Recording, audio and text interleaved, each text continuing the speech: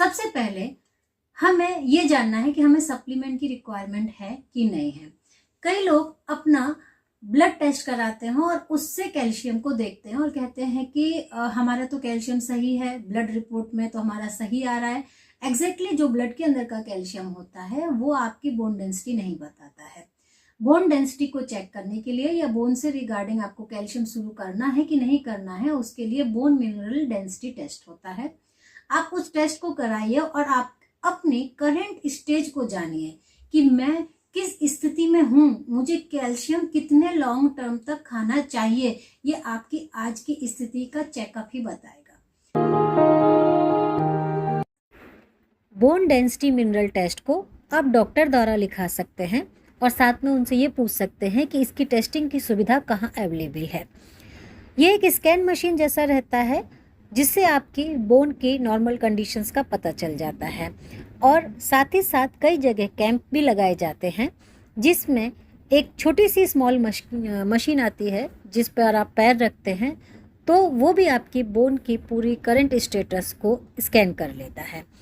इसमें बोन का T score निकाला जाता है जिसमें पता चलता है कि आपकी बोन ग्रीन जोन में है कि येलो जोन में है कि रेड अलर्ट जोन में है। अगर आपकी बोन का स्टेटस ग्रीन जोन में यानी नॉर्मल जोन में आता है तो सिर्फ आप मेंटेनेंस के लिए भी 3-3 महीने का कोर्स करके अगर कैल्शियम लेते हैं तो आप कैल्शियम डेफिशिएंसी में नहीं जाएंगे और नॉर्मल जोन में बने रहेंगे।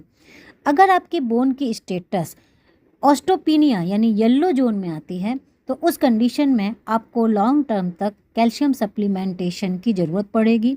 और अगर आप रेड अलर्ट जोन में आते हैं तब तो आप समझिए कि आपको लाइफ टाइम कैल्शियम सप्लीमेंटेशन की रिक्वायरमेंट रहेगी और इसको आपको बहुत ही ज़्यादा सीरियस लेवल पर लेने की ज़रूरत है, नहीं तो आपके गिरते ही आपके जो फ्रैक्चर होने के जो चांस है वो 100% हो जाते हैं। तो जैसे ही आपके येलो अलर्ट आ गया, ऑस्टोपीनिया आ गया, तो उसी वक्त आपको एक बहुत अच्छा स्टेप उठाना है कि मैं बोन डेंसिटी मेरी लॉस ना हो और मैं ऑस्टोपोरोसिस की साइड में ना जाऊं। तभी से अलर्ट रहते हुए आप अपनी कैल्शियम सप्लीमेंटेशन के कोर्सेज को आपको चालू रखने हैं। तो सबसे पहले आप अपने टेस्ट को कराइए, उससे देखिए कि आप ओस्टोपोरोसिस में हैं या कौन सी स्टेज में हैं, जिससे आप अपनी कैल्शियम की डोज को भी डिसाइड कर पाएंगे कि मुझे 400-500 mg के कैल्शियम से काम चल जाएगा कि मुझे 1200 mg तक के कैल्शियम की डोज की जरूरत है, क्या मुझे 3 महीने के बाद लेके छोड़ना वाला पैटर्न फॉलो करना है कि मुझे ये लाइफ लॉन्ग का पैटर्न फॉलो करना है। ये सब आपकी रिपोर्ट बताएगा कि आपकी करंट स्टेज क्या है। सेकंड नंबर पर आपको जो विटामिन डी का टेस्ट है, B12 का टेस्ट है, एक हीमोग्लोबिन जो इसका पार्ट नहीं है परंतु वो टेस्ट भी, क्योंकि लेडीजों में हीमोग्लोबिन की प्रॉब्लम होती है, ये तीनों टेस्ट कराइए और इन तीनों के लेवल आपके लिए बॉडी में सही मात्रा में होना जरूरी है। आपको कैल्शियम कितना लेना है ये मैंने आपको बताया, बोन डेंसिटी से ही पता चलेगा आपको पर डे कितना कैल्शियम जरूरत है।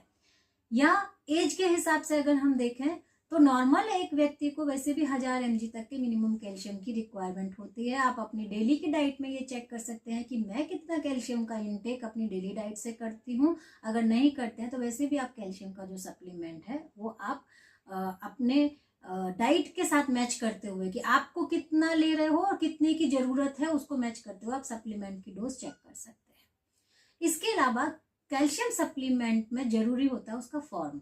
आप कौन से फॉर्म का कैल्शियम ले रहे हैं। जो आपका कार्बोनेटेड फॉर्म है वो बहुत ही मार्केट में सस्ता आता है, 1200 mg की डायरेक्ट आपको टैबलेट मिल जाती है, परंतु उसका एक साइड इफेक्ट है कि वो कैल्सिफिकेशन करता है यानी डिपॉजिट होगा, स्टोन बनाने के चांसेस होंगे। तो सिट्रेट मैलेट जो फॉर्म है और भी उसके कई citrate form, citrate malate form और भी फॉर्म आते हैं। आप डॉक्टर से अच्छे फॉर्म का कैल्शियम लिखवाइए जिससे कि आपको कैल्शिफिकेशन ना हो, डिपॉजिट होने के चांसेस ना के बराबर हो। मैं पर्सनली मोदी केयर के सप्लीमेंट यूज करती हूँ बिकॉज इनके फॉर्म बहुत अच्छे हैं और मुझे इनके रिजल्ट्स भी बहुत अच्छे मिले हैं। तो ये जो कैल्शियम कॉम्प्लेक्स है ये सिट्रेट मैलेट फॉर्म का है, 250 mg की एक टेबलेट होती है। मैं अगर कैल्शियम की बहुत अच्छी डाइट ले रही हूँ तो सुबह शाम की इसकी कैल्शियम यानी 500 mg तक कैल्शियम और बाकी 600-700 अपनी डाइट से वो पूरी कर लेती हूँ। अगर मुझे लग रहा है कि मैं कैल्शियम की रिच डाइट नहीं ले रही हूँ, कई बार दूध नहीं पी रही हूँ, पनीर नहीं खा रही हूँ, बहुत सारी चीजें जो अवॉइड हो रही हैं, तो वो बोन में इमीडिएट आपके पेड़ों से पता चलने लगती है, तो उस कंडीशन में इसकी डोजेस और भी ज्यादा बढ़ा देती हूँ। जहां 2 खा रही हूँ वहां 3 या 4 तक, जैसी आपकी जरूरत है बॉडी के हिसाब से आप वैसा ले लेते हैं।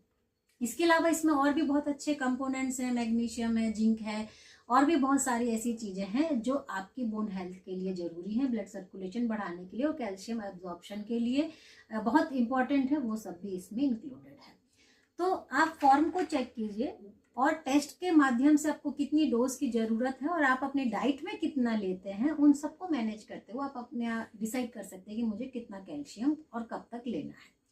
आपका कैल्शियम बहुत कम है और ओस्टोपोरोसिस में जा रहे हैं तो डेफिनेटली आपको लॉन्ग टर्म तक कैल्शियम की जरूरत है। आप मोनोपोज की स्टेज में हैं, 40+ क्रॉस कर रहे हैं, आपको लाइफ लॉन्ग की जरूरत है। क्यों? क्योंकि आपका एस्ट्रोजन लेवल जो है वो ड्रॉप होने लगता है, आपका पीरियड बंद होता है, एस्ट्रोजन आपका ड्रॉप होने लगता है। जहां एस्ट्रोजन ड्रॉप होना शुरू हुआ वहां बोन डेंसिटी आपकी बहुत तेजी से गिरती है।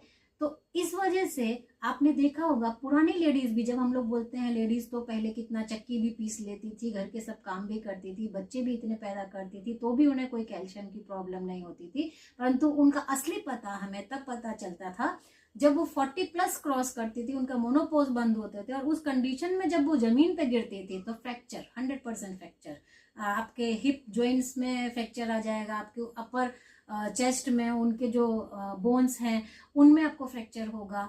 या फिर आपने देखा होगा लेडीजों के पहले कुबड़ निकल आते थे, बहुत झुक झुक के एकदम ऐसे चलती थी, बाद में उनकी जो हेल्थ मोनोपोज के बाद खराब होती थी। तो उससे बचने के लिए आपको कैल्शियम 40 के बाद तो कंपलसरी आपको 1000 mg का तो मिनिमम कैल्शियम आपको लाइफ लॉन्ग कंटिन्यू करने की जरूरत है लेडीज को, ताकि जो एस्ट्रोजन कम हो जाने की वजह से आपकी बोन डेंसिटी कंटिन्यूस जा रही है वो आपको बुढ़ापे में ओस्टोपोरोसिस तक ना ले जाए और आपकी हड्डियां ना खराब हो, ना टूटे, ना फ्रैक्चर हो। उसको बचाव के लिए आप उसका जरूर ध्यान रखिए।